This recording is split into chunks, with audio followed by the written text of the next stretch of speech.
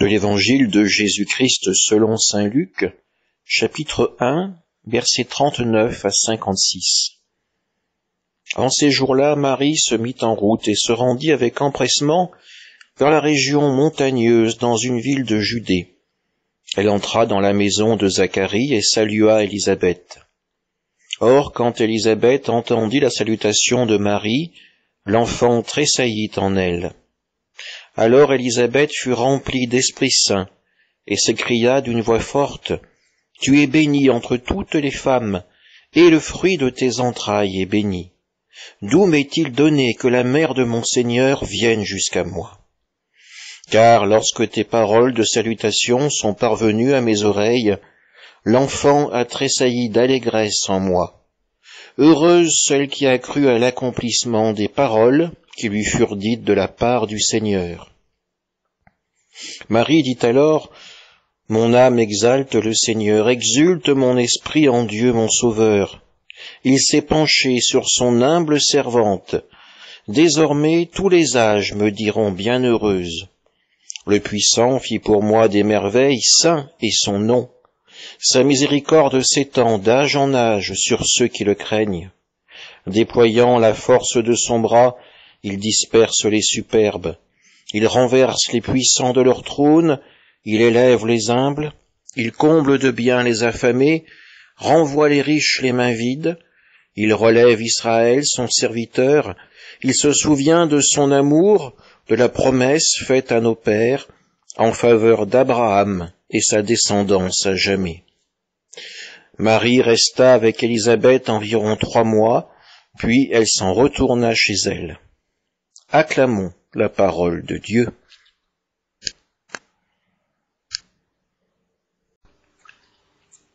Frères et sœurs, aujourd'hui nous avons la joie de nous retrouver afin de célébrer la fête de l'Assomption. Ils sont nombreux ceux et celles qui profitent de ce jour pour se rassembler à Lourdes ou sur d'autres lieux de pèlerinage pour invoquer la protection de la Mère du Christ. C'est que Marie tient une place toute spéciale. L'Église est comme une grande famille. Dieu est notre Père. Marie, elle, y joue un rôle maternel. Elle est la mère de l'Église. Aujourd'hui, la liturgie nous donne l'occasion de réfléchir à ce rôle que Dieu lui a confié. L'Assomption, c'est la fête de Marie qui entre corps et âme dans la gloire de Dieu auprès de son Fils ressuscité. La bonne nouvelle pour nous, c'est que Marie n'a fait que nous y précéder. Ce bonheur qui est le sien, nous y sommes tous appelés. Ce que Dieu a réalisé pour Marie nous est également destiné. Avec Marie, notre vie actuelle est une marche à la suite du Christ vers cette grande fête que Dieu nous prépare dans son royaume. Dans l'Évangile, Jésus se présente à nous comme le chemin, la vérité et la vie. Et Marie est toujours là pour nous renvoyer à lui. Comme aux noces de Cana, elle nous redit sans cesse « Faites tout ce qu'il vous dira ». L'Évangile de ce jour fait suite à l'Annonciation. L'ange Gabriel vient d'annoncer à Marie qu'elle sera la mère du Sauveur. Ayant appris que sa cousine Élisabeth est devenue enceinte du futur Jean-Baptiste, elle se met en route avec empressement.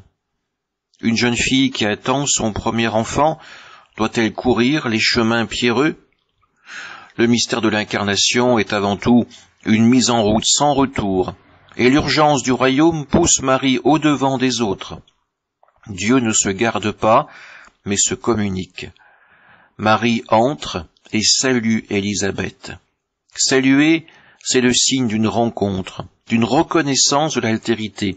C'est souhaiter du bien, c'est une bénédiction. C'est dans ce geste-là que la révélation poursuit son cours chez Élisabeth. Et cette rencontre entre ces deux femmes donne lieu à une explosion de joie. Cette visitation n'est pas qu'une simple rencontre entre deux cousines, c'est la rencontre de deux alliances, l'ancienne avec Élisabeth et bien sûr la nouvelle avec Marie. Élisabeth, en qui s'incarne l'espérance d'Israël, salue sa cousine qui a cru à l'accomplissement des promesses de Dieu. Ces deux femmes ne cherchent pas à se hisser sur un podium de la reconnaissance publique, mais elles entrent dans la louange du Seigneur. Si Marie est heureuse, c'est parce qu'elle a cru. Croire, nous le savons, n'est pas de l'ordre du palpable. Il est difficile de croire parce que la foi n'est pas dans la maîtrise, mais au contraire, la foi se trouve dans l'abandon.